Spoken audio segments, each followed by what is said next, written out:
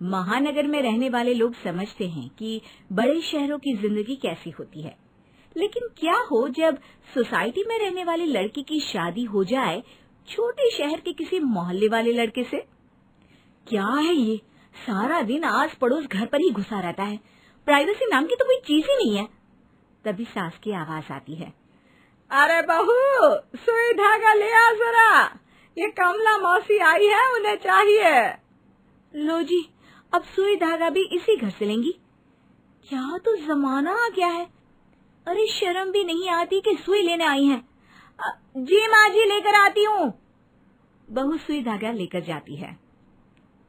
अरे बहू, जरा धागा तो डाल कर देना सुई में, मेरी आँख से तो दिखता ही नहीं है।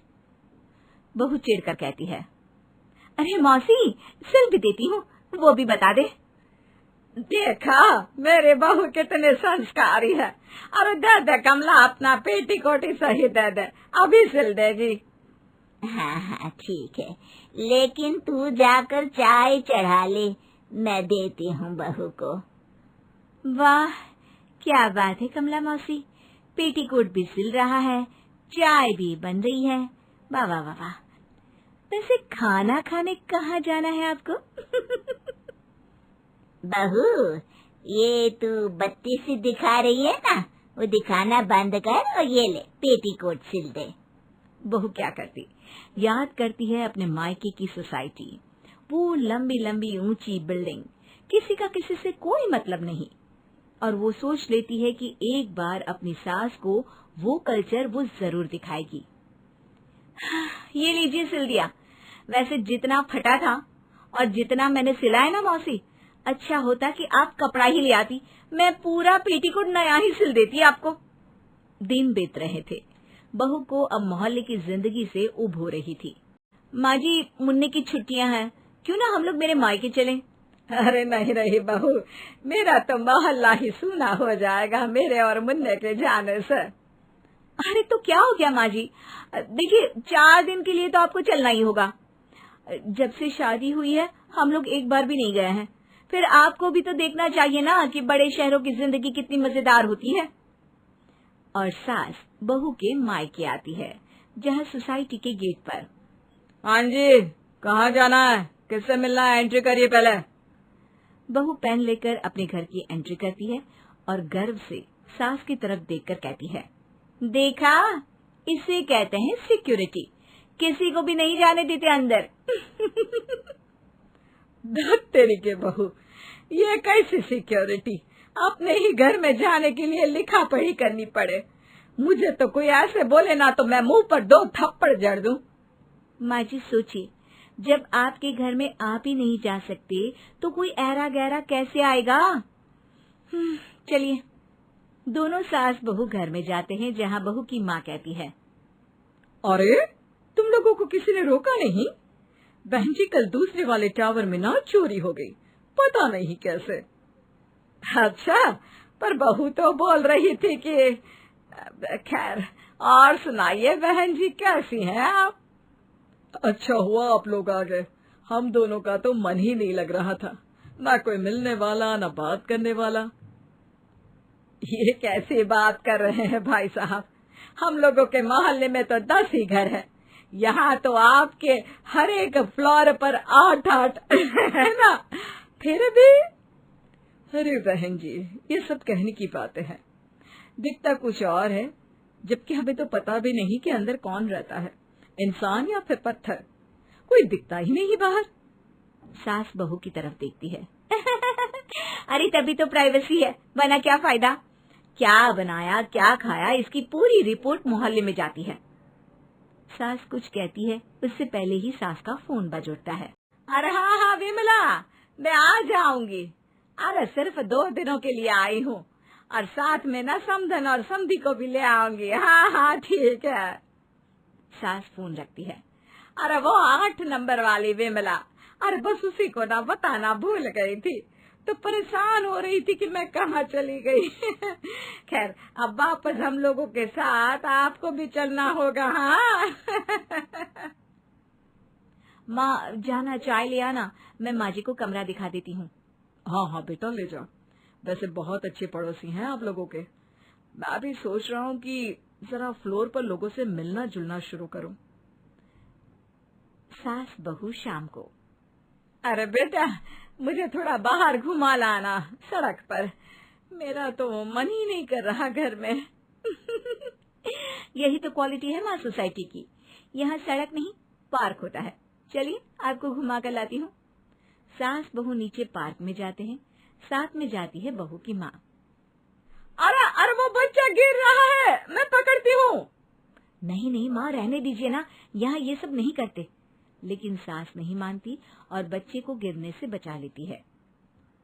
अरे कहाँ है तुम्हारी माँ? है गिर जाते तो झूले में खेला जाता है ना, कि ऐसे चढ़ा जाता है? तभी पास में खड़ी एक गंदी सी महिला सास को कहती है, अरे क्यों डांटे जा रही हो बच्चे को? और तुम हो का इसकी माँ? अरे बच्चा गिर जाता तो सर फूट जाता ना, एक तो बच्चे को बचाया है ऊपर से। सास और महिला की बातचीत सुनकर कुछ लोग इकट्ठा हो जाते हैं। तभी भीड़ में से एक सुंदर सी महिला बच्चे को गले लगा लेती है। माँ, मैं गिर जाता तो मेरा सर फूट जाता। मैं आज के बाद झूले के ऊपर कभी नहीं चढ़ूंगा। इन आंटी ने मुझे बचा लिया। आप आंटी को थैंक्स बोलो। थैंक यू, वो मैंने ना बच्ची पर ध्यान नहीं दिया। तुम? अरे तो फिर ये कौन है? इसे तो तमीज भी नहीं है कि एक तो बच्चा गिर रहा था, मैंने बचाया, ऊपर से मुझसे लड़ रही है। जी, ये इस बच्चे की केयर टेकर है, यानी नौकरानी। हाय रे, ये भी होता है का? अपना बच्चा किसी नौकरानी को देकर? अरे कौन अपना बच्चा नौकरानी को देता है? हाँ? सभी अपने अपने घर आ जाते हैं। माँ जी, कैसी लगी आपको सोसाइटी? अच्छी है ना? और पता है यहाँ कभी बिजली नहीं जाती। वो क्या है ना, पावर बैकअप है यहाँ। हम लोगों के मोहल्ले में ना, हम तो सोचते हैं कि आज लाइट जाए, आज लाइट जाए। क्या है ना, फिर सब घर के बाहर आ जाते हैं और लाइट आने तक जो गप्पों और हंसी का दौर चलता है। खैर वो आप लोग नहीं समझेंगे। अब वैसे चाय पीने का मन है बहू, जरा बना तो ला। बहू किचन में जाती है और फिर आकर अपनी माँ से कहती है, माँ वो चाय की पत्ती नहीं है।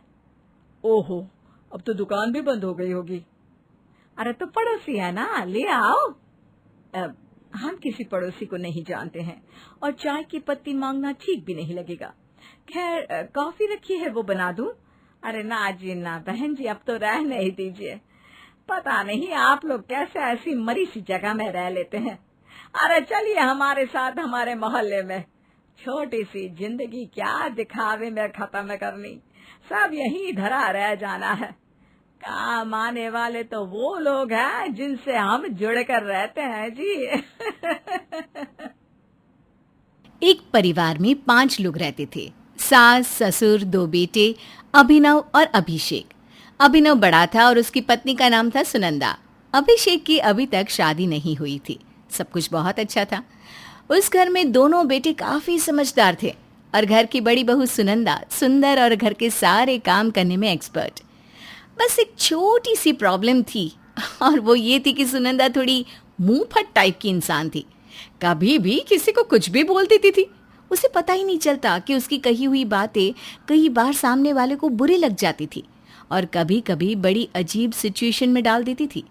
कुछ ऐसा ही उस दिन शाम के वक्त हुआ जब अभिषेक की बर्थडे पार्टी चल रही थी और अभिषेक का बेस्ट फ्रेंड राघव उसके घर आया हुआ था। यार अभिषेक, तुम्हारे घर आकर तो मजा आ गया। क्या कमाल की फैमिली है तुम्हारी, कितने प्यार से रहते हो तुम सब। बिल्कुल ठीक कह रहे हो दोस्त, मेरी फैमिली वाकई में बहुत प्यारी है। राघव, मुझे लगता है तुम्हारे घर में रोज लड़ाई झगड़े होते रहते होंगे। इसीलिए तुम हमारे घर में हम सबको देखकर ऐसा फील कर रहे हो। अरे भाभी, ये आप क्या कह रही हैं? मेरे कहने का वो मतलब नहीं था। अब जहाँ तक मैं समझती हूँ, आपने अपने घर में कभी इतना प्यार भरा माहौल देखा ही नहीं होगा। लड़ाई झगड़े देखे होंगे, शायद इसीलिए बार बार ये बात कर रहे हो। राघव, भाभी की बातों का बुरा मत मानना, उनकी ना मजाक करने की आदत है। हाँ राघव, मेरी बीवी सबसे ऐसे ही मजाक करती है, प्लीज बुरा मत मानना। अरे इसमें मजाक की क्या बात है? मैंने देखा है ज्यादातर घरों में लड़ाई झगड़े नोक झोंक चलती ही रहती है। ये तो मेरी आदत नहीं है किसी से झगड़ा करने की, इसीलिए हमारे घर में सब कुछ इतना अच्छा है। सुनंदा, मेरे दोस्त की मैरिज एनिवर्सरी है, उसने अपने घर पर पार्टी रखी है, तुम रेडी हो जाओ, हम चलते हैं। ठीक है जी, अभी आती हूँ, थोड़ी देर में तैयार हो जाती हूँ। वैसे गिफ्ट तो ले लिया है ना अपने अपने दोस्त के लिए? अरे भाभी, गिफ्ट पसंद करने में तो भैया बहुत इंटेलिजेंट है, सबको हमेशा अच्छे अच्छे गिफ्ट देते हैं। तो आप भी अपने भैया से कुछ सीख लो ना। पिछली बार आपने अपने भैया के बर्थडे पर वो सस्ती सी शर्ट उठाकर दे दी थी, मुझे बिल्कुल अच्छी नहीं लगी। सुनंदा, ये क्या बोल रही हो? वो शर्ट बहुत अच्छी थी। अरे झूठ मत बोलो अभिनव, कमरे में जाकर तुमने मुझसे क्या कहा था?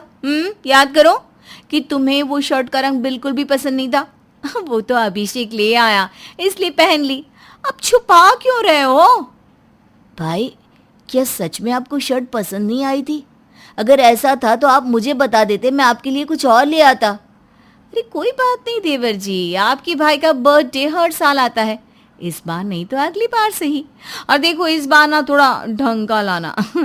आप खुद तो बड़े महंगे महंगे कपड़े पहनते हो और इनको कुछ भी। हाँ, लेकिन भाभी, आपको कैसे पता कि मेरे कपड़े महंगे होते हैं या सस्ते? जब भी आप शॉपिंग करके आते हो मैं चुपचाप आपकी शर्ट के टैग देख लेती हूँ, सब पता चल जाता है मुझे। लेकिन सुनंदा, ये कोई अच्छी बात तो नहीं है। अभिषेक अपनी जिंदगी में कुछ भी करे, उससे हमें फर्क नहीं पड़ना चाहिए। अब इसमें गलत भी क्या है? अरे भाई, हम फैमिली हैं, एक दूसरे की लाइफ में इतना इंटरफियर तो कर ही सकते हैं ना, इसमें प्रॉब्लम क्या है? क्यों देवर जी, आपको कोई परेशानी है क्या? नहीं नहीं भाभी, ये तो आपका प्यार है, इट्स ओके। अभिनव के दोस्त के घर पर। Happy anniversary. वैसे डेकोरेशन तो बहुत अच्छा किया है आपने। थैंक यू भाभी, आप लोग आ गए, बहुत अच्छा लगा, कब से इंतजार कर रहे थे आपका। अरे यार, आना तो था ही, तुम्हारी एनिवर्सरी है और हम नहीं आते, ऐसा कैसे हो सकता है? और वैसे भी आपके लिए इतना महंगा गिफ्ट लेकर आए हैं अभिनव, आपको उसका इंतजार भी तो होगा ना। सुनंदा, ये तुम क्या कह रही हो? हमने गिफ्ट लेने के लिए तुम्हें पार्टी में नहीं बुलाया, बल्कि अभिनव हमारे बहुत अच्छे दोस्त हैं इसलिए बुलाया है।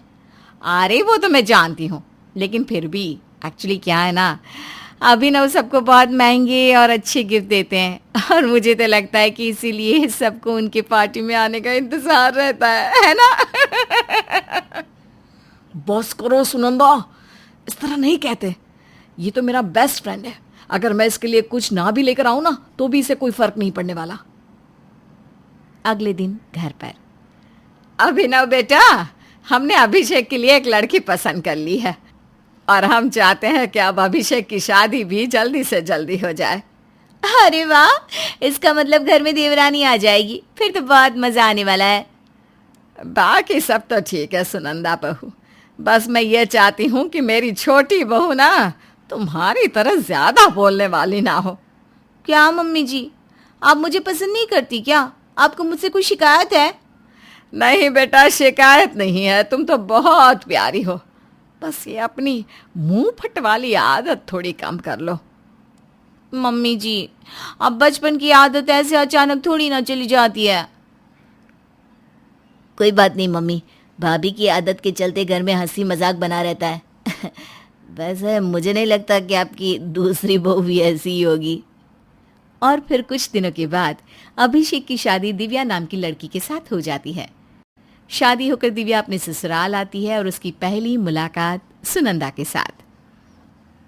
दिव्या, तुम्हारी साड़ी तो बहुत सुंदर है, काफी महंगी लगती है। नहीं भाभी, ऐसी तो कोई बात नहीं है। जानती हो, 5 साल पहले जब मेरी शादी हुई थी ना, तो साड़ियों का फैशन कुछ और ही था और वो सब साड़ियाँ पहनना मुझे तो बिल्कुल भी अच्छा नहीं लगता था। अगर ऐसी बात है तो आप अपनी पुरानी सारी साड़ियाँ दान में क्यों नहीं दे देती? अरे कितना बोलती हो तुम, ऐसे कोई अपनी साड़ियाँ दान में दे देता है क्या? आप अगर मेरी साड़ियों पर इस तरह बुरी नज़र डालती रहेंगी तो मैं तो यही कहूँगी ना कि अगर आपको अपने कपड़े पसंद नहीं है तो जाकर नए खरीद लो। इस तरह दूसरों के कपड़ों पर नज़र डालने से क्या होगा? हे भगवान, ये क्या मुसीबत है। मुझे तो लगता है कि मेरी बड़ी बहू सुनंदा नहीं, दिव्या ज्यादा मुंह फट है। अरे मम्मी घबराओ मत, अभी दिव्या नई नई आई है, क्या पता उसने ऐसे ही कह दिया होगा। आपको इतनी जल्दी परेशान नहीं होना चाहिए। कुछ दिनों बाद। वैसे देवर जी, हनीमून के लिए कहाँ जा रहे हैं आप? टिकट बुक करवाएं या नहीं? भाभी, हम लोग मसूरी जाने का प्लान बना रहे थे। अरे वाह, मसूरी तो मैंने भी कभी नहीं देखा। मैं भी अभिनव को कह देती हूँ, हम भी आपके साथ ही चलते हैं। भाभी, हम हनीमून पर जा रहे हैं, फैमिली पिकनिक पर नहीं। और इतना तो आपको भी पता होगा ना, हनीमून पर शादी के बाद हस्बैंड वाइफ अकेले जाते हैं, फैमिली के साथ नहीं जाते। अच्छा ठीक है ठीक है। कुछ दिनों के बाद। अभिनव बेटा, तुम्हारी बुआ जी की बेटी की शादी है, तुम्हारी एक ही बहन है, देखो उसके लिए हमें कुछ अच्छा सा तोहफा भेजना होगा। अरे मम्मी जी, कौन सी सगी बहन है, अच्छा तोहफा भेजने की क्या ज़रूरत है? अरे दे दो ना कोई साड़ी ऐसी जो फिजूल की पड़ी हो। दिव्या, ये तुम्हारा मामला नहीं है। मम्मी अच्छी तरह समझती है कि उन्हें क्या भेजना चाहिए और क्या नहीं। अरे तो क्या हुआ, अगर वो आपकी बहन है तो मेरी भी तो ननद हुई ना। और देखो, आपकी सगी बहन होती तो बात कुछ और थी। अब बुआ जी की बेटी, उसको कुछ भी दो, क्या फर्क पड़ता है? नहीं दिव्या बेटा, ऐसा नहीं होता। अभिनव और अभिषेक को हमेशा से वही राखी बांधती हुई आई है, इसलिए मैं सोच रही थी कि एक सोने का नेकलेस दे देते हैं उसकी शादी में। अरे मम्मी जी, ऐसे सोने की चीजें यूं ही बांटते फिरते हैं क्या? और आपके पास दो दो बहुएं हैं। अगर आपको इतना ही सोना बांटने का शौक है तो हमें दे दीजिए। क्यों सुनंदा भाभी? वैसे मम्मी, बात तो दिव्या की बिल्कुल ठीक है।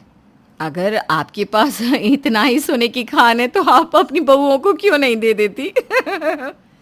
देखिए ना मम्मी जी, सुनंदा भाभी तो सर से पैर तक बिना सोने की ज्वेलरी पहने घूमती है। मेरे पास तो फिर भी बहुत कुछ है, मेरे मायके का लाया हुआ। अरे तुम दोनों कितना हर चीज में बोलती हो। बुआ जी की बेटी को क्या देना है क्या नहीं मुझे अच्छी तरह पता है। जाओ यहाँ से, बहुत हो गया। मुझे तो लगता था मेरी बड़ी बहुत ज्यादा बोलती है, या छोटी वाली तो उसकी भी माँ निकली। कुछ दिनों के बाद। दिव्या, तुमने शादी में जाने की सारी पैकिंग कर ली ना? हाँ बिल्कुल, सब कुछ रख लिया है मैंने। देखो, अच्छे कपड़े रखना, वहाँ पर बहुत सारे रिश्तेदार आने वाले हैं और हमारी अभी अभी नई नई शादी हुई है तो सब तुमसे मिलना भी चाहेंगे ना। जी बिल्कुल, मैंने सारे कपड़े बहुत अच्छे और नए रखे हैं। और सुनंदा बहू, तुमने भी अपनी साड़ियाँ अच्छे से रख ली ना? देखो वहाँ पर मेरी दोनों बहुएं सबसे अच्छी दिखनी चाहिए। जी मम्मी जी, मैंने भी सारी पैकिंग कर ली है। मम्मी जी, सुनंदा भाभी के पास अच्छी साड़ियाँ हैं ही कहाँ? बेचारी अब तक अपनी शादी की 5-6 साल पुरानी साड़ियाँ पहनकर घूमती रहती हैं। दिव्या बस करो, ऐसा नहीं कहते।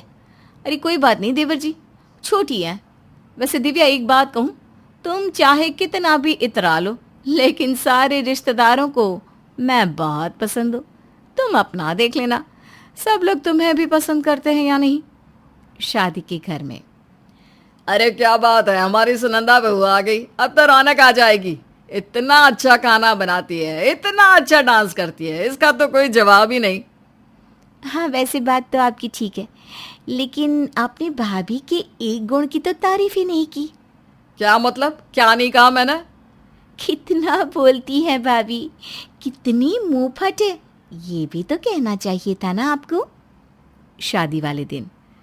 देखा, दुल्हन ने कितना सुंदर लहंगा पहना हुआ है। भाई कुछ भी कहो, ससुराल वालों ने अपनी बहू को सारी चीजें बड़ी अच्छे से दिलवाई है। गहने भी बहुत महंगे लग रहे हैं। मम्मी जी, अगर आपने भी अपनी बहुओं को महंगे और सुंदर गहने लहंगे दिलवाए होते ना, तो आपकी बहुएं भी सुंदर लगती। हाँ मम्मी जी, आप तो जब हमें शादी के लहंगे दिलवा रही थी तब ऐसा लग रहा था जैसे सारे पैसों की बचत आप हमारे लहंगे में ही करने वाली हैं। दिव्या बिल्कुल ठीक कहती हैं मम्मी जी। क्या बात है, आपकी बहू तो बोलने में बहुत स्मार्ट है, किसी को नहीं छोड़ती। अरे क्या करूं, जब सुनंदा घर में शादी होकर आई तो इसकी मुंह फटादत मुझे बड़ा परेशान करती थी। धीरे धीरे इसके साथ हमने एडजस्ट करना सीख लिया। सोचा छोटी आएगी तो सब कुछ ठीक हो जाए। दीप्ति की पढ़ाई लिखाई देखकर ही उसके ससुराल वालों ने उसे पसंद किया था। शादी के बाद सास बड़ी अकड़ से लोगों को बताती थी कि उसकी बहू काफी पढ़ी लिखी है। अरे ये पढ़ी लिखी है ना, पहले लात मार कर भागती है ससुराल से पति को लेकर। हाँ, अरे तू तो रहने ही दे, पढ़ी लिखी है, कल को बच्चों को ठीक से पढ़ाएगी, बेटे की कमाई में भी मदद करेगी। अरे कल को तुम ही रोगी कि क्यों पढ़ी लिखी बहू लेकर आई। बहू बहू होती है और बेटा बेटा, बहू बेटा नहीं बन सकती। पड़ोसन की बात बहू सुन लेती है और वो गुस्से में बाहर आती है। आप जैसे लोगों ने ही समाज को खराब कर रखा है। आप ही है वो महिलाएं जो समाज को आगे बढ़ने ही नहीं देती। अरे कैसी बात कर रही हो बहू, पता भी है ये कौन है? शशि आंटी। इनकी बड़ी बहू एक सक्सेसफुल जर्नलिस्ट है, लेकिन छोटी बहू। सास इतना बोलते ही चुप हो जाती है। छोड़ो भी, ये सब तो चलता ही रहता है बेटा। मैं तो सिर्फ ये कहना चाह रही थी कि घर और बाहर के बीच औरतों को ही बैलेंस बनाना पड़ता है, क्योंकि जिम्मेदारी बच्चों की संभालना हर किसी के बस की बात नहीं। बच्चे जब होंगे तब देखा जाएगा, लेकिन अभी तो मैं नौकरी करूंगी ही। सास बहू की तेज जुबान के सामने कुछ नहीं कहती। पड़ोसन के जाने के बाद सास ससुर के पास जाती है और उन्हें सारी बात बताती है। देख रमा, मुझे तो पहले भी तेरे हाथ का खाना पसंद था और आज भी, लेकिन इसका मतलब ये नहीं कि मैं तेरे ऊपर बोझ आने दूंगा। घर तेरा है, बहू भी तू अपनी पसंद से लाई है। बस घर में शांति बनी रहे, यही तुम दोनों सास बहू देखना, क्योंकि बुढ़ापे में रोज रोज के लड़ाई झगड़े कलेश मुझसे सहन नहीं होंगे। सास भी पति की बात सुनकर खामोश हो जाती है। अगले रोज बहू बड़ी खुशी खुशी सास के पास आती है। पता है सासू माँ, पूरे 50,000 रुपए की नौकरी लगी है मेरी। तभी बेटा आ जाता है। क्या बात है मेरी बीवी, अब तो हम ऐश करेंगे ऐश। माँ देख कितनी अच्छी नौकरी लगी है दीप्ति की, मजे ही आ गए। अब तो कार बंगला सब होगा और पूरा देश घूमेंगे वो अलग। यस डियर, और ये सब तुम्हारे कारण। अगर तुमने मुझे नौकरी करने को ना कहा होता तो मैंने तो सोच लिया था शादी हो गई, अब तो करियर खत्म। यह तो अच्छी बात है कि तुम दोनों एक दूसरे का सहारा बनकर खड़े रहो, लेकिन घर पर भी ध्यान देना। यह नहीं कि बस नौकरी लग गई तो घर में ध्यान ना दे। बहू को सास की बात अच्छी नहीं लगती। वो हाँ कहकर वहां से चली जाती है और पीछे पीछे जाता है। बेटा क्या है, तुम्हारी माँ को तो बिल्कुल खुशी नहीं कि मेरी नौकरी लगी है। घर घर घर का रोना रोती रहती है। अरे भाग थोड़ी ना जाएंगे घर से। बहू अब आराम से सोकर उठती, तैयार होती और ऑफिस के लिए निकल जाती। अरे रमा, क्या कर रही हो?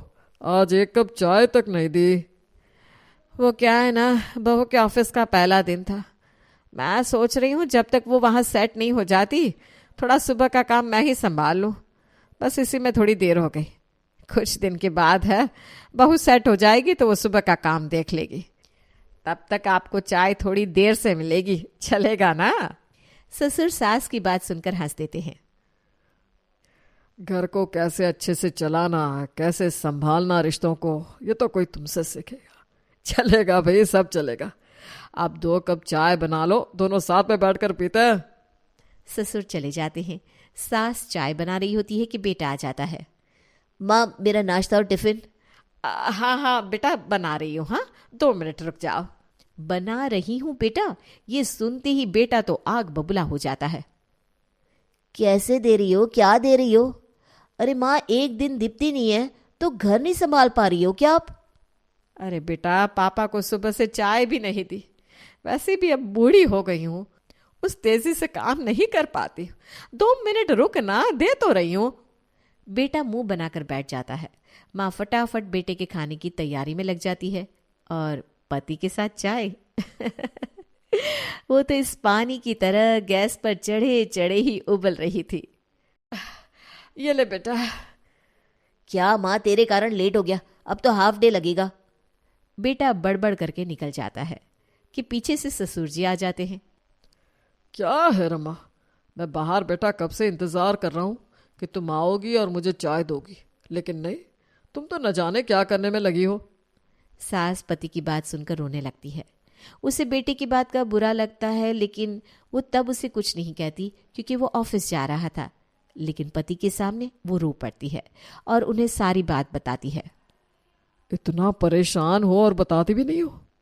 देखो रमा, साफ साफ बात है, बहू को जिम्मेदारी का एहसास होता तो पहले दिन से ही समझती, लेकिन अब नहीं लगता कि उसे समझ में भी आएगा कि घर की जिम्मेदारी भी है उसकी। तुम अकेले कब तक देख पाओगी? सास कुछ नहीं कहती।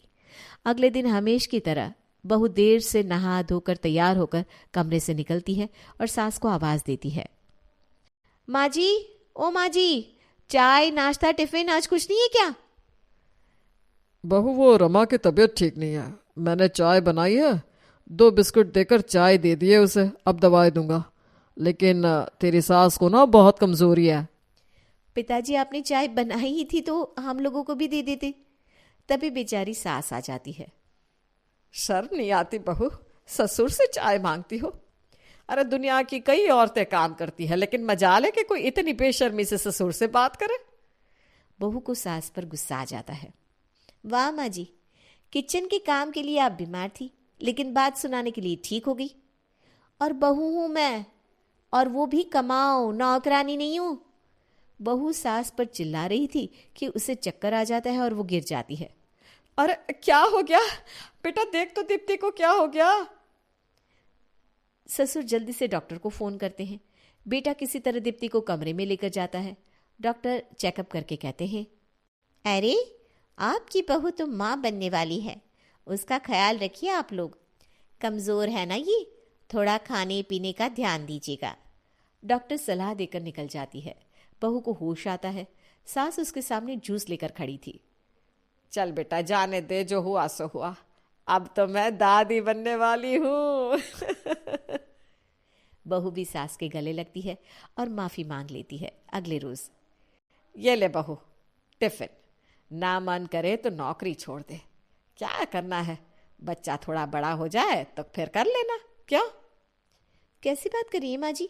नौकरी कोई हलवा तो है नहीं कि आज नहीं तो कल पकाकर खा लेना। अरे अनुभव ज्यादा होगा तो पैसे ज्यादा मिलेंगे, समझिए आप। वैसे भी बच्चा तो हर महिला पैदा करती है, इसमें कोई बीमारी थोड़ी ना है। सास को बहू की बात पर गुस्सा आता है। हाँ हाँ ठीक है। अरे बहू, अगर बच्चा पैदा करना बीमारी नहीं है और तू ऑफिस का काम भी कर सकती है तो थोड़ा किचन में भी मेरी मदद करवा दिया कर। कैसी सासू माँ है आप? मैं माँ बनने वाली हूँ, लेकिन आप है कि बस घर के काम की पड़ी है आपको। बेटा, मुझे घर के काम की नहीं पड़ी, लेकिन मैं भी तो थक जाती हूँ। तो हम लोगों के जाने के बाद आप आराम ही तो करती हैं, और क्या करती हैं? अगर मुझे ही ऑफिस और घर का काम दोनों करना है तो फिर मैं घर छोड़कर चली जाती हूँ। अरे क्या फायदा आप लोगों के साथ रहने का? बहू के मुंह से अलग होने की बात सास को अंदर तक चुभ जाती है। वो शांति से कमरे में चली जाती है और वहां सारी बात पति को बताती है। ठीक ही तो है, चली जाए, अकेले रहकर ठीक रहेंगे तो रहे, अब तुम इस बारे में कुछ नहीं बोलोगी। सास, जो कि कल तक घर में बच्चे की किलकारी का सपना दिख रही थी, वो आज बेटे बहू के घर से निकल जाने के डर से सहम जाती है। मन में सोचती है कि अकेले की जिंदगी वो कैसे काटेगी, लेकिन अब पति का सम्मान भी जरूरी था। उसने कहा कि कुछ नहीं बोलोगी, तो वो भी देश की आम औरतों की तरह मुंह बंद कर लेती है। आगे क्या होता है जानने के लिए देखिए बहू नौकरी जरूरी है या ससुराल पार्ट 2। नेहा और कोमल कहने को तो देवरानी जिठानी थी, पर दोनों देवरानी जिठानी में सगी बहनों से भी ज्यादा प्यार था, और होता भी क्यों नहीं। आखिर उनके ससुराल में बेटियों की कद्र जो नहीं थी, वहीं वो दोनों एक दूसरे की परेशानियों को अच्छे से समझती थी। दीदी, मैं आपके लिए गर्मा गर्म चाय लेकर आ गई हूँ, तो बताइए अब आपकी तबीयत कैसी है? पहले से तो ठीक है। दोनों देवरानी जेठानी साथ में बैठकर चाय पी रही होती है कि तभी वहां उनकी सास उषा आ जाती है, जो उन्हें एक साथ देखकर ताने देने लगती है। बेचारी बूढ़ी सास कमरे में अपने घुटनों का दर्द लेकर कराह रही है, और यहाँ मेरी बहुएं साथ में चाय की चुस्कियां ले रही है। मैं आपके कमरे में चाय लेकर आ रही थी माँ जी। हाँ हाँ, अब अपनी गलती छुपाने के लिए तो ऐसा ही बोलेगी ना। एक बार फिर बिना गलती के उषा अपनी दोनों बहुओं को खरी खोटी सुनाकर चली जाती है। समय यूं ही बीतता है और देखते ही देखते संडे का दिन आ जाता है। संडे वाले दिन उषा का बड़ा बेटा कमरे में बैठकर ऑफिस का कुछ जरूरी काम कर रहा था और तभी अचानक से नेहा के हाथों से पानी रवि के फाइल पर गिर जाता है। गवार औरत, ये क्या किया तुमने? दिखाई नहीं दे रहा कि मैं यहाँ काम कर रहा हूँ? मुझे माफ कर दीजिए रवि जी, मैंने जानबूझकर ये नहीं किया। मैं भी साफ कर देती हूँ। भगवान का शुक्र है कि आपके इम्पोर्टेंट डॉक्यूमेंट गीले नहीं हुए। इसका मतलब तुम चाहती हो कि मेरे इम्पोर्टेंट डॉक्यूमेंट भी गीले हो जाए? नहीं, मेरे कहने का वो मतलब नहीं था। तुम्हारे कहने का क्या मतलब था अच्छे से समझ रहा हूं मैं। तुमने तो कभी काम किया नहीं और ना ही पैसे कमाए। अमीर घर में शादी हो गई, और क्या चाहिए? मुफ्त की रोटियां तोड़ रही हो। इस तरह से रवि बिना सोचे समझे बस बोलता ही जाता है। रवि की आवाज सुनकर अब कमरे में कोमल और उषा भी आती है। रवि को गुस्से में देख उषा आग में घी डालने का काम करती है। अरे बेटा, इन दोनों देवरानी जेठानी से कोई काम सही से नहीं होता। बस इन दोनों को गप्पे मारने के लिए कह दो। छोड़ो ना माँ, अब इनसे क्या कहना। और तुम खड़ी खड़ी मेरा मुंह क्या देख रही हो? निकलो यहाँ से, काम करने दो मुझे। रवि सबके सामने नेहा की इंसल्ट करता है और नेहा अपनी आंखों में आंसू लिए रोती हुई वहां से चली जाती है। नेहा को इस तरह रोता देख कोमल को जरा भी अच्छा नहीं लगता और वो उसे चुप करवाती है। दीदी बस भी करो रोना। आपको रोता देख मुझे अच्छा नहीं लग रहा। कोमल, जब किस्मत में रोना लिखा हो तो इंसान कर भी क्या सकता है। आप बिल्कुल सही कह रही हो दीदी।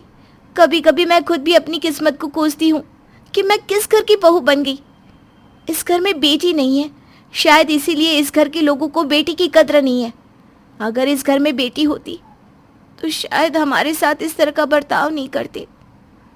पर ये सब तो कहने की बात है कोमल। माँ जी खुद भी तो एक औरत है ना, फिर भी वो अपने बेटों को समझाने के बदले उनको शाबाशी देती है। दीदी आप फिक्र मत कीजिए, भगवान सब देखता है। इनको इनके किए की सजा मिलकर रहेगी। इस तरह दोनों देवरानी जेठानी एक दूसरे के दुख दर्द को समझती हैं और एक दूसरे के सुख दुख में खड़ी रहती हैं। अब इसी तरह से कुछ दिन बीत जाते हैं। दीदी कल मेरी बहन आ रही है, मैं क्या करूं? कैसे उसे यहाँ आने से मना करूं? पर तू उसे मना क्यों करना चाहती है कोमल? दीदी आप जानती हो ना, इस घर में लड़कियों की इज्जत नहीं है और मेरी बहन चुप बैठने वालों में से नहीं है। अगर उसने हमारे साथ ऐसी बदसलूकी होते हुए देख ली तो वो तो इनके खिलाफ आवाज उठाएगी। कोमल की बात सुनकर अब नेहा भी परेशान हो जाती है, पर वो दोनों चाहकर भी कोमल की बहन दिव्या को आने से रोक नहीं पाते। कोमल दीदी कैसी हो आप? जब से शादी की है तब से तो मायका ही भूल गई हो। वो तो अच्छा है कि मेरा एग्जाम सेंटर यहाँ पर पड़ा है, इसी बहाने मैं कुछ दिन यहाँ पर रह भी लूंगी। ये तो बहुत अच्छी बात है दिव्या। अच्छा अब जाकर फ्रेश हो जा, मैं तेरे लिए कुछ खाने को लाती हूँ। अरे कोमल, तुम क्यों किचन में जाओगी? मैं हूं ना। इतने दिनों बाद तुम अपनी बहन से मिल रही हो, तुम बैठकर बातें करो, मैं दिव्या के लिए नाश्ता लेकर आती हूँ। कोई जरूरत नहीं है किसी की खातिरदारी करने की। वो कुछ दिनों के लिए यही है। मैं ऑफिस चला जाऊं, इसके बाद में इसकी खातिरदारी करते रहना। मुझे ऑफिस के लिए लेट हो रहा है। पहले मुझे नाश्ता और लंच दो ताकि मैं ऑफिस टाइम पर जा सकूं। दीदी बड़े चीजों कितने रूड है। इस तरह से रवि नाश्ता करके ऑफिस चला जाता है, पर दिव्या को रवि की ये बात बिल्कुल पसंद नहीं आती। अब घर में रहकर दिव्या बहुत सी चीजें देखती है। पता नहीं कैसी कलमुही बहू मिली है, एक काम नहीं करना इन दोनों को। ऊपर से जब से छोटी बहू की बहन आई है तब से तो इन दोनों के पंख ही निकल गए हैं। माँ जी ऐसा नहीं है, मैं बस दिव्या का सामान रखवा रही थी। मुझे याद है आपकी दवाई का समय हो चुका है। अगर तुझे याद होता तो पहले तो मुझे दवाई देती। तेरा पति विदेश काम करने गया है, इसी बात का फायदा उठाती है ना। अगर मेरा बेटा यहाँ होता ना तब बताती मैं तुझे। उषा की सारी बातें दिव्या सुन लेती है और उसे अपनी बहन के लिए बहुत बुरा लगता है। दीदी आप दोनों आखिर इस घर में कैसे रह रही हो? इस घर में तो लड़कियों की कोई इज्जत ही नहीं। शायद इसीलिए आपकी सास को भगवान ने लड़की नहीं दी, क्योंकि वो जानता था कि दिव्या ऐसा नहीं बोलते। दीदी, आप दोनों के पास अब भी मौका है। आप दोनों चाहो तो इस घर को ठीक कर सकती हो, और वैसे भी हमें अपनी इज्जत खुद बनानी पड़ती है। आप दोनों बस वही करिए जो मैं कहूँगी, फिर देखना कैसे दोनों माँ बेटी की अकल ठिकाने आती है। इस तरह से दिव्या कोमल और नेहा को अपनी सास और पति को सीधा करने का तरीका बताती है। रात को रवि घर आता है और हमेशा की तरह नेहा पर अपना गुस्सा निकालता है, पर इस बार नेहा चुप नहीं रहती और वो अपने पति को मुंह तोड़ जवाब देती है। बस बहुत हो गया, अब मैं और बर्दाश्त नहीं करूंगी। माँ जी को और आपको ये लगता है कि मैं और कोमल इस घर में मुफ्त की रोटियां तोड़ते हैं, पर ऐसा बिल्कुल नहीं है। दीदी बिल्कुल सही कह रही है जेठ जी, इसीलिए मैंने और दीदी ने सोच लिया है कि जब तक इस घर में हमारी इज्जत नहीं होगी, हम दोनों इस घर में नहीं रहेंगे। देख रहा है बेटा कैसे धमकी दे रही है ये दोनों हमें। आज से पहले तो इन दोनों की जुबान कभी नहीं खुली, पर इस लड़की के आते ही इन दोनों की जुबान कैसे कैंची की तरह चल रही है। माँ इन दोनों को जो करना है करे, जिसकी बातों में आना है आए, हमें कोई फर्क नहीं पड़ता। तुम दोनों को जाना है ना, जाओ, जहां जाना है जाओ। इस तरह से कोमल और नेहा दिव्या के साथ घर छोड़कर चली जाती हैं। उनके जाने के बाद अब सारा काम उषा पर आ जाता है। उषा हर समय बीमार रहती थी, जिस वजह से वो घर के काम नहीं कर पाती, और रवि भी अपने काम सही से नहीं कर पाता, जिसके बाद उषा और रवि को कोमल और नेहा की अहमियत का पता चलता है। बेटा लगता है दिव्या ने बिल्कुल सही कहा था, मुझे बेटी नहीं है और तेरी कोई बहन नहीं है। शायद इसीलिए हम कभी बेटी की कदर ही ना कर सके, और जब बेटी जैसी बहू मिली तो उसके साथ हमने इस तरह का सलूक किया। माँ मुझे भी अपनी गलती का एहसास हो चुका है और मैं अपनी गलती सुधारना चाहता हूँ, इस घर की दोनों बहुओं को वापस लाकर। बहुत जल्द रवि और उषा को अपनी गलती का एहसास हो जाता है, जिसके बाद रवि खुद जाकर कोमल और नेहा को घर लेकर आता है।